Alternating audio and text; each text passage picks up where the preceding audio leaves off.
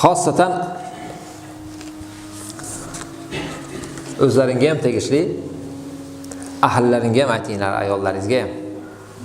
Payg'ambarimiz sollallohu alayhi vasallamdan Imom Muslim rivoyat qilgan hadisda Man soma Ramazona thumma atba'ahu sittan min Shawwalin kana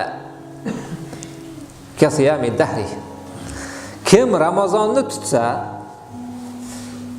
va orqasidan Shawwaldan 6 tani ergashtirsa, bu odam 1 yil tinimsiz roza tutdi degan ekanlar Rasululloh. Shawwaldan boshqasida bo'lmaydi. Bu qorilarning ishiga o'xshaydi. Qorilar alhamdudan boshlab qul avzigacha olib keladi.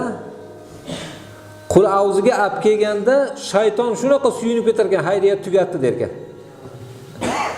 Rosa suyunib tursa, bu yana alhamdan boshlaydi. Mashuncha ish bunga og'ir kelmas ekan. Shu yana tepadan boshlab olsa, boshiga gurzi bilan uringanday bo'lar ekan. Bu bechora 30 kun roza tutdi. Rosa hayitga kelib xursand bo'ldi. Hayitdan ertasiga yana rozani boshladi. Shayton xursandchilik uzoqqa yetmas ekan. Alloh subhanahu va taolo meni bandam, meni deb 30 kun roza tutdi. Men bunga buyruq qildim.